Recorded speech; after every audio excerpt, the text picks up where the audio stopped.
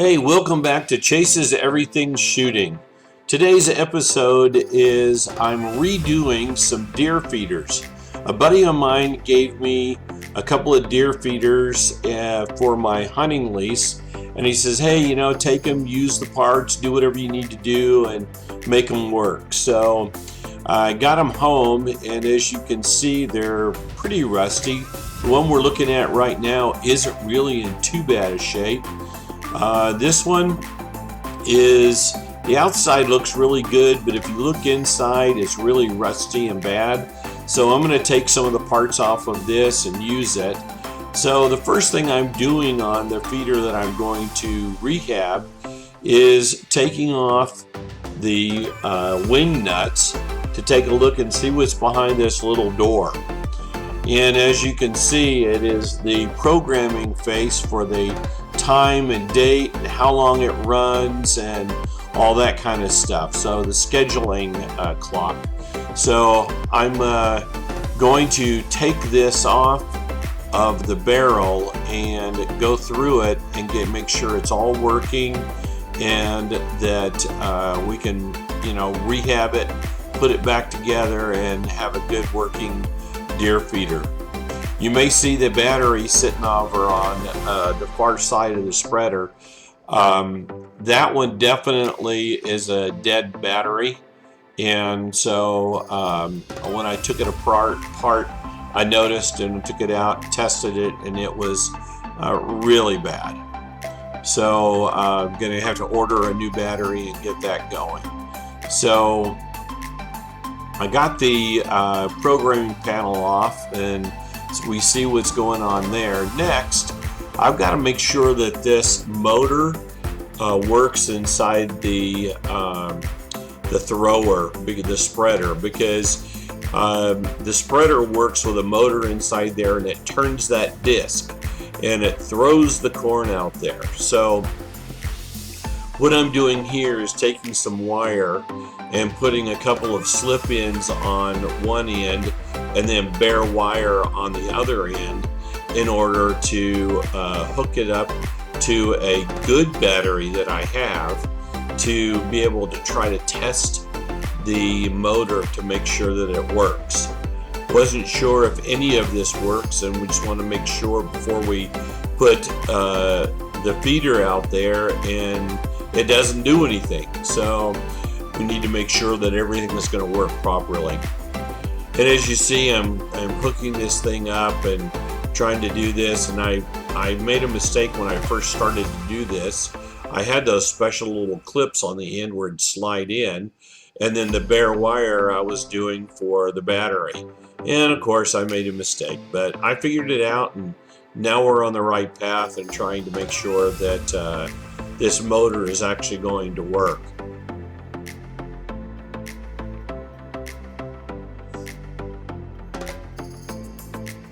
Now what I'm doing is trying to figure out what's going on. There wasn't any lights on the programming panel, and now the programming panel is lit up.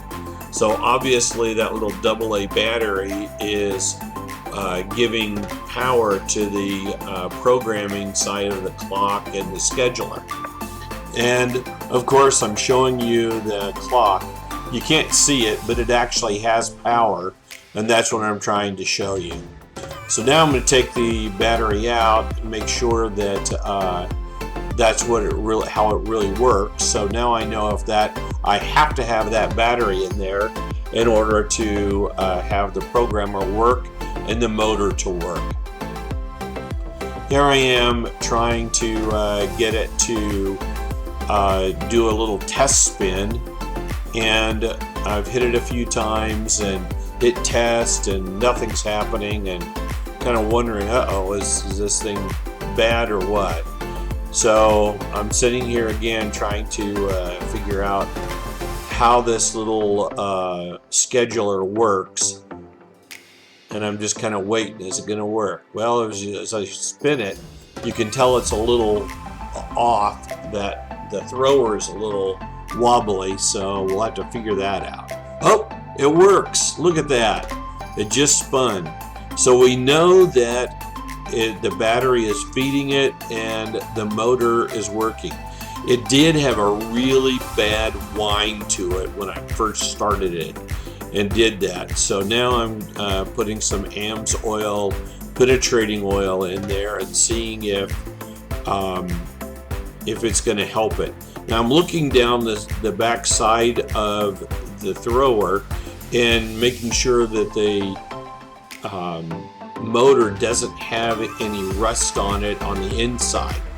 And the motor actually looked really, really good on the inside. So that was a great thing for me because it makes my job a little bit easier. So now I've hooked it back up and I've given it a little bit of a spray of penetrating oil, and I want to check it and see if the motor is going to be bad or if we're going to have to replace that motor or not.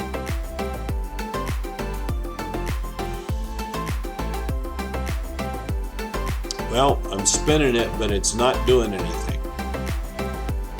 Is it because I'm not programming it? Well, when it all came down to it, see, it worked. I wasn't programming it properly, hitting the test cycle properly. So I did figure that out in my little bit of time working on it. So I'm going to give it another shot of penetrating oil here and see if that really helped it out. It did stop it from whining and grinding when I gave it the first one, but now let's see if it's, oh, look at that, it's working good. It's wobbling though a little bit, so we're gonna have to fix that, but a good sign. It's really quiet, and so you know that says the motor's still good. And so I want to do here is I'm taking the thrower off, and it's a little out of balance, and so I'm going to spray some more penetrating oil in here and let that soak in, turn it a little bit to see if I can get it to loosen up a little bit. And I'm actually going to hit test again and have it spin. And although you can't see it spinning, it actually is spinning, and it's ultra quiet. And that's so important. It's so quiet. So we know that that's going good. So now I'm going over to the solar charging side, and it had a real crusty film on the plastic, and it's kind of like a headlight. You got to fix it and sand it to make the light go through. Well, the more light that can shine through that, the more it'll keep those batteries charged. So after sanding it with 300 grit sandpaper and cleaning it off, excuse the spit, you know, I could kind of see that, hey, it's looking a lot better. And my thought process is I'll actually put a coat of lacquer on it to seal it and to make it look a lot better. So here I am. Oh, you see it turned again. So just testing it to make sure that it was working good. Here I am. I'm going to spray just a little bit of lacquer on here just to seal it and make it look a lot better. There's the lacquer can. And I'm going to just let it dry.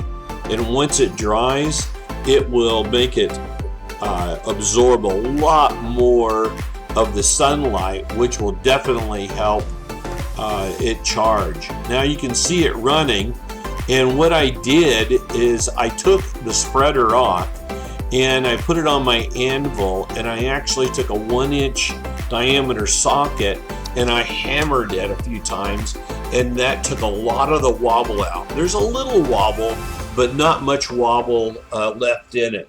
So here I am. We know it's going to work. I'm going to have to put it all back together and get it ready to go and build another leg for it, but that'll be in episode 2. But here I am putting a brand new Energizer Bunny battery in there and trying to set this up. Oh, look how nice that solar panel turned out. And now I'm plugging in the battery. There we go, it's all in now. and I'm checking to make sure that the LEDs are firing up and the scheduling clock is working. So I'm kind of playing with it a little bit here, trying to figure that out. And so now I take it off to verify that it is still working the way it's supposed to. And now I'm going to put the battery back in, and I'm going to set up and start programming it. If you don't program it right the second that the battery goes in, you can't get the time and date and everything else to come up properly. So it took me a few tries to figure that out, but I did figure that out. Now I could put the spreader times and the feed amount of time that it feeds and all that stuff in later, but the time and date I had to get in right there up front. So that's what I'm doing here, is programming that and making sure that the times and dates are all accurate. And it's kind of a little bit of a pain in the butt to do, but you know, hey, it's a deer feeder. Now here I am trying to remember how I took it apart and put it together. Well, obviously this isn't the right way to do it. So think about that, Will. How did it come out? There we go. So now I'm putting it all back together. I'll put the wing nuts in, and as you see, the solar panel right there is really looks good, and it absorbs a lot of power. I did test that, and so I do know that works very well. And we're ready to go once I get this. So part 1 is over. Hey, thanks for watching. Do me a favor. Please hit the subscribe and like, and we'll get number 2 going here real quick. Thanks, we appreciate it.